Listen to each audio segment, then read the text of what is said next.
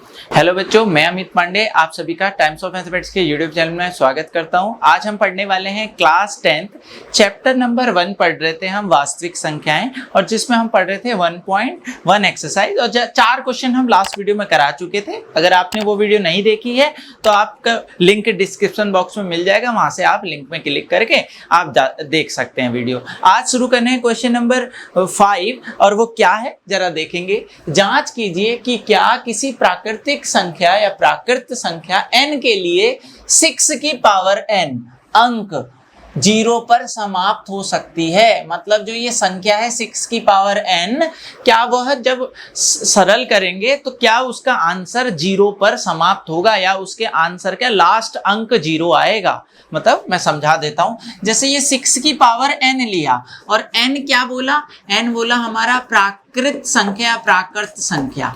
अब हमें पता है प्राकृत संख्या कौन कौन सी होती है, 1 2 3 4 5 6 7 8 9 10, आगे कितना भी बढ़ाते चलो। तो हमें n की जगह ये सारे मान रख के और बताना है क्या किसी भी मान में 0 से अंत होगी, क्या ये संख्या n के किसी भी मान के लिए 0 से अंत होगी। तो अगर मैं n की जगह 1 रखूं तो 6 की घात 1 कितना आएगा, 6 आ जाएगा। ठीक, मैं 6 n की जगह 2 रखूं, 6 की घात 2 का मतलब है 6 गुणा 6 कितना आ गया, 36 आ गया। फिर n की जगह 3 रखूं, क्योंकि प्राकृतिक संख्या 1 2 3 4 5 6 7 8 होती हैं, तो n की जगह 3 रखूं तो कितना आएगा, 6 गुणा 6 गुणा 6 कितना आएगा, 6 गुणा 6 36, 6 गुणा करेंगे तो 216। ऐसे फिर 6 की घात 4 करूं तो फिर आगे 6 की गुणा होगी तो आ जाएगा 1296। तो ऐसी मल्टीप्लाई कर रहे, लेकिन अभी इतने तक मल्टीप्लाई करने तक तो हमें ये पता चला कि भैया लास्ट का अंक तो सर 6 आ रहा है जब अभी तक तो। लेकिन हम n बराबर कितने रखें, 2 4, भाई n का मान, प्राकृतिक संख्या का मान तो 1 2 3 4 5 6 7 8 9 10 कितना भी होता चला जाता है। तो इसके लिए ये तो मैंने केवल समझाया कि इसका आंसर की लास्ट अंक 0 में से समाप्त हो रहा है, ये समझना है। संख्या 6 की घात n, और n क्या है, क्या किसी प्राकृतिक संख्या n के लिए, मतलब n के किसी भी मान के लिए क्या यह अंक 0 में समाप्त होगा। तो अब ऐसे हम कितने मान निकालते चले जाएंगे, और उसका एक सरल उपाय देखो क्या है। क्योंकि सवाल पेपर में मान लिया आपका टीचर क्या ऐसा दे दे, 6 की पावर n की जगह 6 की जगह 8 लिख दे, 10 लिख दे, 12 लिख दे, कोई भी नंबर लिख दे अगर 6 की जगह, और 6 की पावर n लिख दे, तो आप उसको कैसे करेंगे, बड़ा सिंपल है। तो देखो क्या होगा, इसके लिए मैंने एक नोट लिखा है कि जो संख्या 0 पर समाप्त होती है उसके अभाज्य गुणनखंड में 2 तथा 5 दोनों अवश्य होते हैं। मतलब 0 से संख्या तभी समाप्त होती है जब उसके अभाज्य गुणनखंडों में 2 और 5 का होना बहुत जरूरी है। उसके अलावा और कोई हो जाए अच्छी बात है, कोई बात नहीं, हो जाए 3 आ जाए, और अभाज्य कौन कौन होते हैं, 2 3 5 7 आ जाए, 11 आ जाए, कोई दिक्कत नहीं है। लेकिन हमें चाहिए 2 और 5 दोनों, केवल 2 से काम नहीं चलेगा, केवल 5 से काम नहीं चलेगा, दोनों चाहिए। अगर सिंपल अभाज्य गुणनखंड करेंगे ऐसी कंडीशन में और देखेंगे कि 2 और 5 दोनों हैं, तो हाँ जी ये 0 से समाप्त हो रही है, और नहीं है कोई सा भी एक या दोनों नहीं है, तो भैया जी 0 से समाप्त नहीं हो रही है। और देखो कितना आसान है। क्यों ऐसा, क्यों सर ऐसा क्यों, 2 और 5 ही क्यों, कोई हमारे रिश्तेदार कोई लगते हैं 2 और 5, क्योंकि 2 और 5 दोनों होने से 2 और 5 की गुणा करने से 10 आ जाता है, और 10 जहां भी गुणा में आ जाता है लास्ट में 0 तो आता ही आता है। मतलब चीजें समझिए ना कि 2 और 5 ही क्यों बोल रहे हो आप, कि आपको अच्छे लगते होंगे, खैर ऐसा ही बोल रहे होंगे। तो 2 और 5 का होना इसलिए जरूरी है क्योंकि 2 और 5 दोनों के होने से गुणा करके 10 आता है, और किसी भी संख्या में अगर 10 गुणा में आ गया तो पक्का है कि उसके लास्ट नंबर 0 आएगा। आपको पता है ना, 10 से किसी को भी गुणा करो लास्ट में 0 ही आएगा। ये है देखो लॉजिक, तो ये समझना है। तो क्या बोला कि बस हम अभाज्य गुणनखंड देखेंगे, तो हम निकाल लेते हैं 6 की घात n का अभाज्य गुणनखंड।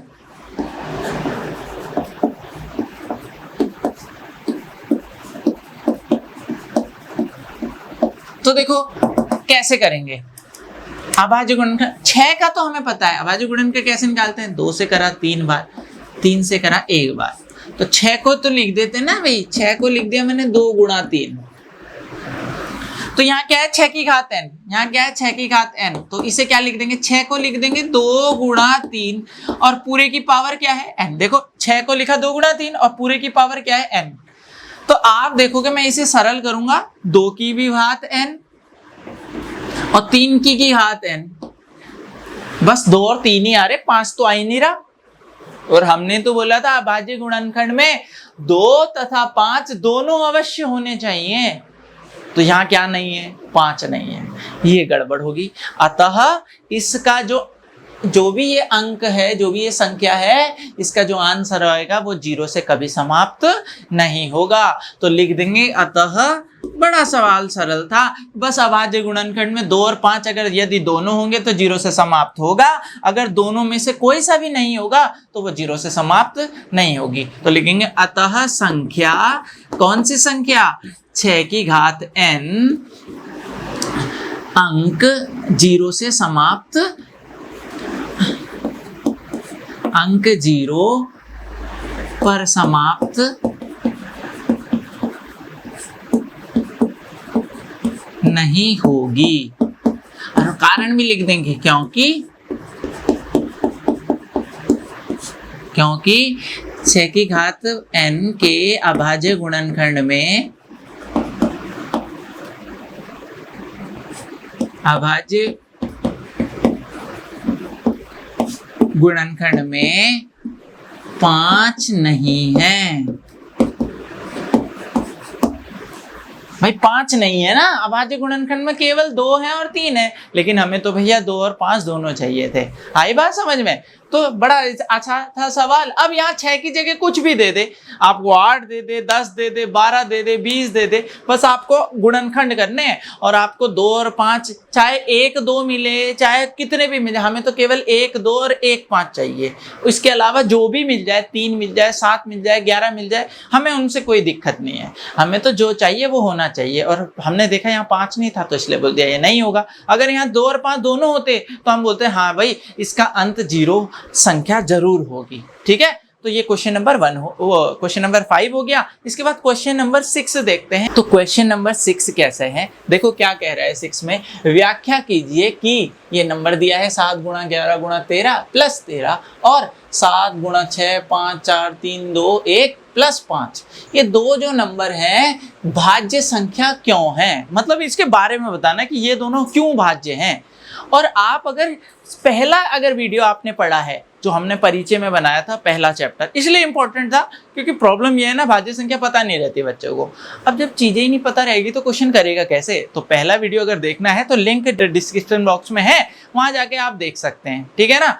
तो पहले वीडियो में भाज्य संख्या क्या बोली थी, वह संख्याएं भाज्य संख्याएं होती हैं जिनके 2 से ज्यादा गुणनखंड होते हैं, मतलब जिनका एक और लास्ट खुद वही संख्या, स्वयं वही संख्या, इसके अलावा कोई और भी हो। जैसे मैं एक उदाहरण दूं, 4 के गुणनखंड, 4 किस किस के टेबल पे आता है यूं बोल दो, तो 4 एक के टेबल पे और खुद के टेबल में, तो हर कोई संख्या एक के और खुद के टेबल पे आती है। लेकिन इसके अलावा वो अगर किसी और के भी टेबल पे आ गई, तीसरा चौथा और कोई भी नंबर और मिल गया इनके अलावा, जैसे 4 और किसके पाड़े में आता है, 2 के टेबल पे आता है, तो 2 एक और खुद के अलावा अगर कोई भी गुणनखंड मिल गया, या तो यूं बोल देते हैं या यूं बोल देते हैं, क्यों, और एक और तरीका होता है, देखो एक और खुद, तो 2 गुणनखंड तो हर किसी के होते हैं, लेकिन 2 से ज्यादा जिसके भी हो गए, या तो इस तरीके से बोल लो या किसी और के टेबल पे आ जाए बीच में, या यूं बोल लो, तो वह अभाज्य संख्याएं हो जाती हैं, भाज्य संख्याएं हो जाती हैं। ठीक है ना। अभाज्य में तो केवल 2 ही होते हैं, एक और खुद। ठीक है, तो भाज्य संख्याएं क्यों है ये बताना है। तो दोनों संख्याएं को लिख देता हूं, देखो सॉल्यूशन है इसका, मैंने लिख दी संख्या 7 गुणा 11 गुणा 13 प्लस 13। ठीक है, और दूसरी संख्या लिख दी क्या, और दूसरी संख्या लिख दी 7 गुणा 6 गुणा 5 गुणा 4 गुणा 3 गुणा 2 गुणा 1 प्लस 5। तो मुझे अब बताना है कि भाई क्यों इन्हें भाज्य संख्याएं कह रहे हैं, और रीजन भी हमें पता है, हमें कोई और गुणनखंड दिखाना है एक और खुद के अलावा। तो चलो, अगर हमें देखो ये तीनों गुणा में है, फिर प्लस है और ये है, तो गुणा अगर ये ना हो गुणा में तो कोई भी चीज कॉमन नहीं आती, गुणा में तो सीधे गुणा कर देते हैं, लेकिन प्लस या माइनस होता है तो तब ये अलग है और ये अलग है, दो पद है ना, ये एक अलग पद है, ये अलग पद है, तो इसमें और इसमें कोई चीज कॉमन है, हाँ भाई 13 कॉमन है, बाहर ले लिया। यहाँ क्या बचा 7 मल्टीप्लाई 11, इसकी जगह 1 प्लस 13 की जगह 1, क्योंकि 13 दोनों में था, दोनों से बाहर ले लिया। इसे हल करेंगे 13 मल्टीप्लाई 7 इंटू 11, 7 गुणा 11 77 इंटू 1, तो 77 प्लस 1, और 77 प्लस 1 करेंगे तो कितना होगा 78। तो देखो 13 और ये हो गया 78। अब ब्रैकेट का मतलब होता है मल्टीप्लाई। तो आप जरा देख रहे हो इस नंबर को, जो भी ये नंबर रहा होगा मल्टीप्लाई करके जो भी इसका आंसर आएगा, तो हमने इसे भाज्य संख्या क्यों कहा, यही हमें उत्तर देना है। तो भाई देखो यहाँ पर 2 और गुणनखंड आ गए 13 और 78, और हमने तो बोला था एक और खुद के अलावा अगर कोई भी गुणनखंड आ गया तो वो भाज्य संख्या होती है। तो लो यही हमारा आंसर आ गया। तो अभी हम इसको लिखेंगे भी, इसी तरह से इसको भी देखेंगे। हम यहाँ देख रहे हैं ये सब गुणा में है, लेकिन ये प्लस में है, तो ये अलग है और ये अलग है। इन दोनों में कॉमन क्या है 5, तो मैंने बाकी ऐसे लिख दिया 7 गुणा 6 गुणा 5 की जगह 1, क्योंकि 5 बाहर आ गया, गुणा 4 गुणा 3 गुणा 2 गुणा 1, ठीक, और प्लस 5 की जगह 1, क्योंकि 5 बाहर ले चुके हैं। तो देखो तरीके से करेंगे तो अभी चीजें समझेंगे। मैंने इसमें से भी 5 बाहर लिया, इसमें से भी 5, यहाँ 5 की जगह 1, यहाँ भी 5 की जगह 1, इनको गुणा कर देना जो मल्टीप्लाई में, 7 छिंग 42, 42 गुणा 2 84 और गुणा 12, 4 तियां 12, तो मैं 84 गुणा 12 कर ले रहा हूँ। तो देखो 12 चौक 48 का 8, हासिल कितना 4, 12 8 96 और 4 100। तो भाई इसको गुणा करके आया 5 ब्रैकेट में 1008, और प्लस क्या है प्लस 1, ऐड करेंगे तो कितना आया 5 और मल्टीप्लाई में 1009। अब मैंने बोला था ब्रैकेट का मतलब होता है 5 गुणा 1009। तो आप देख रहे हो ये नंबर को भी मैं और एक के अलावा और खुद के अलावा जो भी ये नंबर रहा होगा उसके अलावा मैंने इसमें 5 भी लिया आया गुणनखंड में और 1009 भी लिया आया। और अगर एक और खुद के अलावा गुणनखंड मिल जाते हैं तो ऐसी संख्या को क्या बोलते हैं भाज्य संख्या। बड़े इतना आसान था, हमने इसको एक के और खुद के अलावा गुणनखंड में लिख दिया। तो कैसे लिखेंगे कि दोनों संख्याएं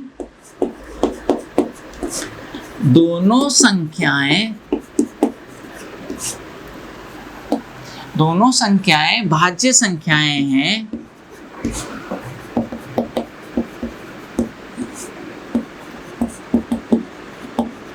क्योंकि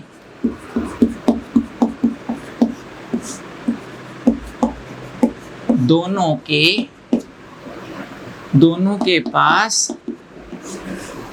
एक तथा स्वयं के अलावा एक तथा या एक के अलावा भी बोल सकते हैं, एक के अलावा अन्य गुणनखंड भी हैं।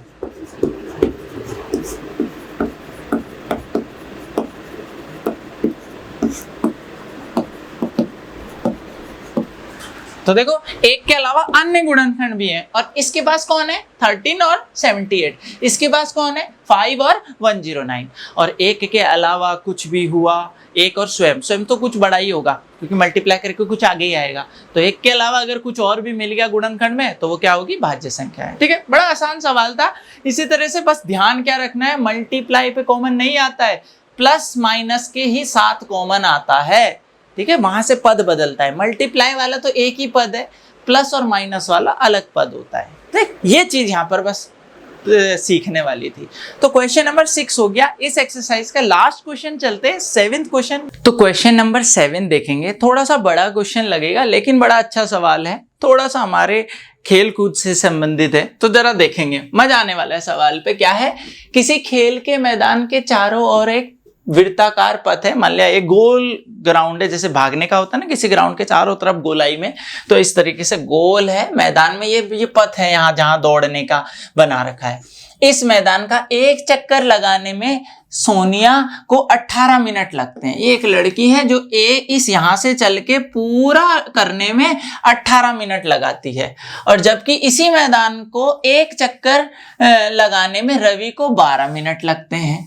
तो भाई इसका मतलब है रवि थोड़ा सा तेज दौड़ रहा है सोनिया के मुकाबले। ठीक है, सोनिया को 18 मिनट लग रहे हैं एक चक्कर पूरा करने में, और रवि थोड़ा सा तेज दौड़ के 12 मिनट में एक चक्कर को पूरा कर ले रहा है।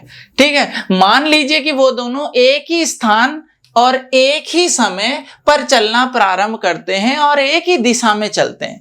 मान लिया यहां से रवि चल रहा है, यहीं से सानिया भी चल रही है, एक ही टाइम पे एक ही जगह से और एक ही तरफ को, बिल्कुल सब चीज सेम है, दोनों आगे बढ़ते हैं, ऐसे बढ़ते हैं और पूरा चक्कर करते हैं। तो पूछा है, ये चीज इंपॉर्टेंट है कि कितने समय बाद वे पुनः प्रारंभिक स्थान पे मिलेंगे। मतलब जब एक बार चलना स्टार्ट किया तो वो दोबारा दोनों इसी जगह पे कब आएंगे, क्योंकि प्रॉब्लम क्या है, रवि थोड़ा सा तेज चल रहा है, रवि पूरा चक्कर 12 मिनट में करके आगे निकल जा रहा है और ये 18वें मिनट में यहाँ पहुंच रही है। तो बताओ ऐसा कौन सा वाला चक्कर या मिनट होगा जो यहाँ पर पहुंचकर दोनों एक ही जगह पे पहले स्थान पे बिल्कुल ए पॉइंट पे वो दोनों एक साथ पहुंचेंगे। तो जरा मैंने ना ये थोड़ा सा आप लोगों के लिए समझने के लिए, ये पेपर में नहीं करेंगे लेकिन कभी आपको शॉर्टकट करना हो तो ये चीज मदद करेगी।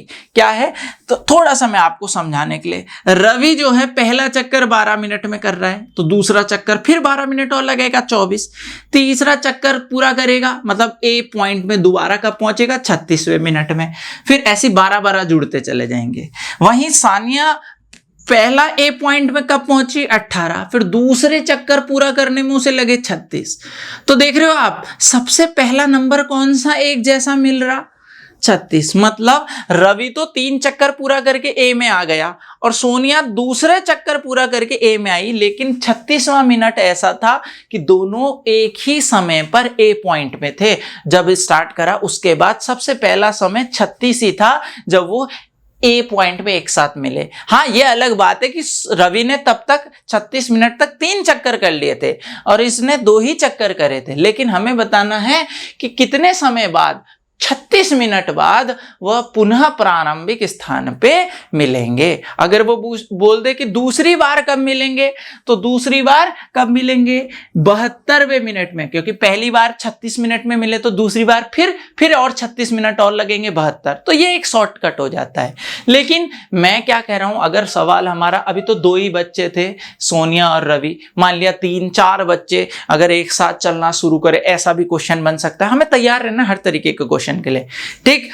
तो क्योंकि एक नंबर पे ऐसे छोटे छोटे क्वेश्चन आ जाते हैं, तो कैसे करेंगे, तो जब भी हमें इस तरीके का, अच्छा हो क्या रहा है, ये सबसे पहला क्या निकाल रहे हैं हम, ये सबसे पहला गुणनखंडी तो देख रहे हैं, सबसे पहला गुणज ही तो देख रहे हैं, 12 के गुणज है ये देखो, ये 18 के गुणज। तो सबसे पहला एक कॉमन गुणज मतलब उभयनिष्ठ गुणज कौन सा है, जिसे बोलते हैं लघुत्तम समावर्तक LCM।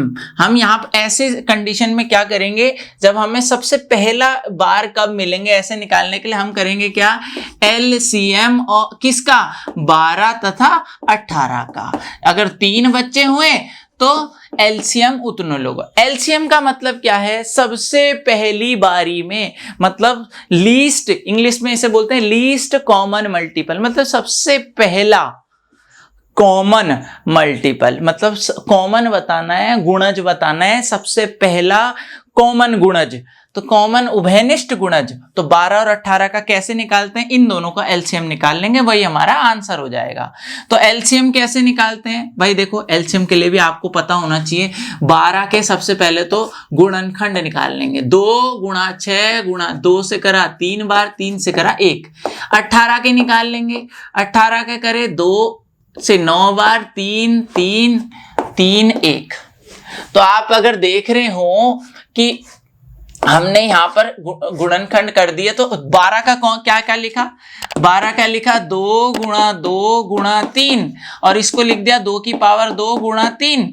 और 18 का क्या लिखा, 2 गुणा 3 गुणा 3, मतलब 2 गुणा 3 की पावर 2। अरे भाई देखो ना, 2 2 बार है तो लिख दिया 2, 3 एक ही बार है, 2 एक बार है और 3 2 बार है। अब जब हम लॉसो निकालते हैं, जब हम एलसीएम निकालते हैं, तो हमने इससे पहले, तभी तो मैं बोल रहा था पहले का पढ़ना बहुत जरूरी है। हमने एलसीएम निकालना कैसा सीखा था, जितने गुणनखंड अभाज्य, जितने नंबर अलग अलग यूज हो रहे हैं उन सबको लिख दिया। 2 ही नंबरों की मदद से ये लिखे जा रहे हैं, 2 3 2 3, ठीक है। अब सबसे बड़ी घात देखनी है 2 की, दोनों में कौन सी है, ये वाली है। अब 3 में सबसे बड़ी घात इन दोनों में कौन सी है, ये वाली है। इनको हल कर देंगे, 2 गुणा 2 लिखेंगे, 2 की घात 2 को, 3 की घात 2 को 3 गुणा 3 लिखेंगे, और अब गुणा कर देंगे, 2 दूनी 4, 3 12, 3 36। तो 36वें मिनट पे ये दोबारा मिलेंगे उस प्रारंभिक स्थान पे। तो लिख सकते हैं अतः 36 मिनट बाद वह पुनः प्रारंभिक स्थान पे मिलेंगे। तो आंसर लिख देंगे कौन से मिनट में, कि अतः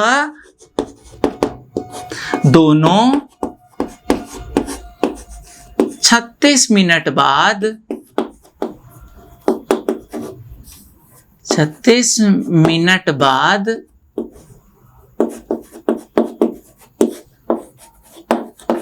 पुनः प्रारंभिक स्थान पे मिलेंगे। तो लिखेंगे पुनः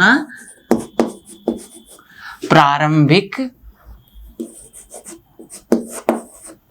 स्थान पे मिलेंगे।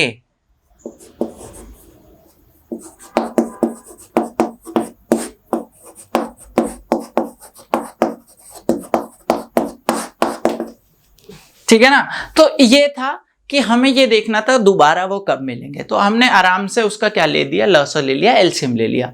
हाँ, ये ध्यान रखेंगे कि 1 से ज्यादा बच्चे होंगे तो हम उतने का कर देंगे। अब मान लिया 12 18 और कोई 20 में भी करता, अगर कोई तीसरा बच्चा, तो हम 12 18 और 20 तीनों का लॉसो ले लेते हैं। और लॉसो लेने का तरीका मैंने आपको सिखा रखा है, तो बड़ा आसान है। अगर वीडियो अच्छा लग रहा है तो आपको क्या करना है, लाइक करना है, कमेंट नहीं कर रहे हैं आप। कोई भी चीज डाउट लगती है या वीडियो लेक्चर अच्छा लगा है तो आप लिखिए, ठीक है। आप कौन से स्कूल या किस जगह से हैं वो भी लिखिए, क्योंकि देखिए आप कमेंट करते हैं ना, हमें भी बड़ा अच्छा लगता है कि हाँ यार बच्चे हमारे वीडियोस को देख रहे हैं, और हम भी सोचते हैं फिर और जल्दी और अच्छा आपको पढ़ाएं और जल्दी से जल्दी वीडियो लाएं। तो इसके लिए क्या करना है, सबसे पहले अगर चैनल को सब्सक्राइब नहीं किया है तो सब्सक्राइब कर लें, बेल आइकन दबा लें, जिससे नेक्स्ट वीडियो आपको पता कैसे चलेगा कि चैनल में आ गई। बेल आइकन दबा रखा है तो आपके डायरेक्ट नोटिफिकेशन आ जाएगा कि जैसी वीडियो डलेगी, ठीक है।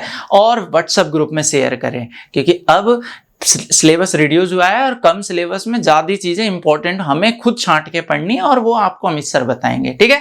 तो मिलते हैं नेक्स्ट वीडियो पे, और इंपॉर्टेंट वीडियो है 1.2 है, और गारंटी बोर्ड में सवाल आता है तो उसको पढ़ेंगे। मिलते हैं नेक्स्ट वीडियो पे, तब तक के लिए बाय।